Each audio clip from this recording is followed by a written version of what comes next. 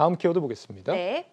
소통이 절실한 이유라고 돼 있네요. 네, 저와 소통해 보실 생각 있으신가요? 우리 소통이 좀 안 되고 있는 것만큼은 분명한 것 네, 같습니다. 그래서 키워드 이렇게 잡은 건 아니고요. 네. 요즘 기업의 수장이 젊은 직원들과 적극적인 소통에 나서는 모습을 자주 볼 수 있었는데요. 이 얘기를 좀 해드리려고 키워드를 이렇게 잡았습니다. 구체적으로 뭐 어떤 기업 얘기하는 거예요? 네, 바로 전기차 배터리 회사로 알려진 LG 에너지 솔루션 얘긴데요. LG 에너지 솔루션의 권영수 부회장이 네. 전 세계 2만 4천 명의 직원들과 직접 대화할 수 있는 엔톡을 개설을 했습니다. 업무와 관련해서 하고 싶은 질문들을 모두 할 수 있는 이런 온라인 소셜 플랫폼인데요. 개설 첫날에는 CEO의 MBTI를 알려달라 이런 다양한 질문들이 쏟아졌다고 합니다.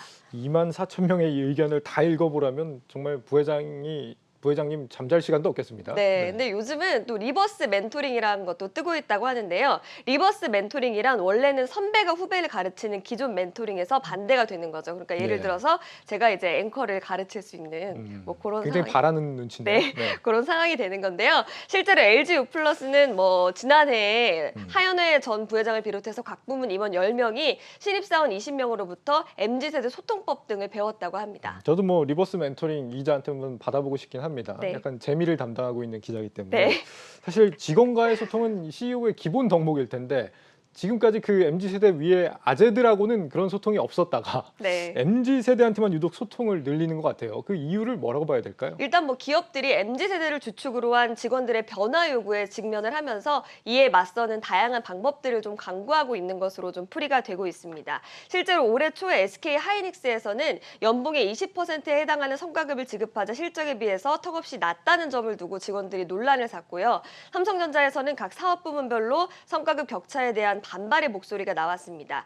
보수적인 사내 문화와 경영진과 직원들 간 소통 부족 등의 문제 제기도 이어졌는데요. 여기에 국내 최대 IT 기업인 네이버에서는 한 직원이 극단적인 선택을 하는 일이 있었는데 이게 근로 환경과 또 사내 조직 문화의 문제라는 지적이 나오기도 했습니다. MZ세대들은 이 디지털 문화에 좀 익숙해서 그런지 그런 사내의 처우나 연봉에 대한 정보 같은 것도 실시간으로 좀 공유가 되고 기업들끼리 네. 그런 경우도 많은 것 같고 말이죠. 네. 의견 표명에 있어서도 좀 기성세대보다 훨씬 더 분명한 것 같아요. 네, 맞습니다. MZ세대는 부당하다거나 또 불합리하다고 생각이 되면 네. 가차없이 좀 얘기를 하는 스타일이라고 이 합니다. 기자가 MZ세대 아닙니까? 맞습니다. 가까스로 MZ인 걸로 알고 가까스로 있는데. MZ입니다. 네. 그 부당함에 대한 표현이 그래서 좀 강하구나 이런 생각도 드는 네. 것 같습니다.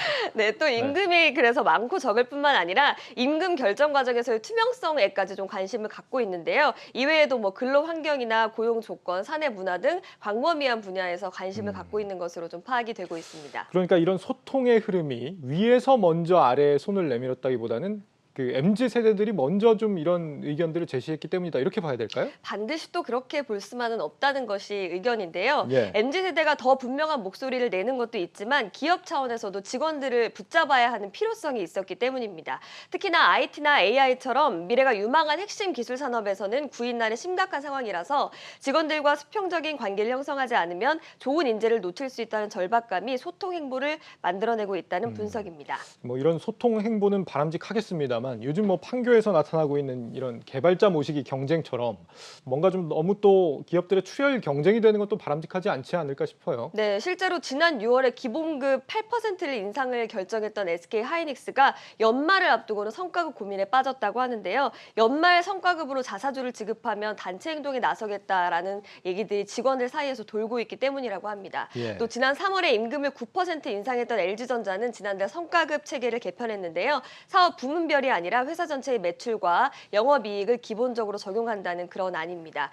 기업들 사이에서는 이러한 과도한 임금 인상이 실적에 부담을 줄 수 있다는 지적들도 나오고 있는데 한쪽에서는 직원 이탈을 또 다른 한쪽에서는 과도한 인건비 부담을 염려해야 되는 기업들의 이중고가 깊어지고 있는 모습입니다. 예. 기업이 젊은 인재가 필요한 이유는 사실 미래 먹거리를 좀 확보하기 위한 목적이 클 텐데 이 무작정 처우만 놓고 그냥 기업들 간에 이 치킨 게임으로 치닫는 게 아닌가 이런 좀 걱정이 되는 것 같습니다. 청년들이 좀 역량을 발휘할 수 있게 좀 근로 분위기를 좀 바꾼다거나 이런 차원의 소통이 더 많아져야 기업과 근로자 모두 윈윈할 수 있지 않을까 이런 생각을 해봅니다. 이지우 기자였습니다. 잘 들었습니다. 고맙습니다.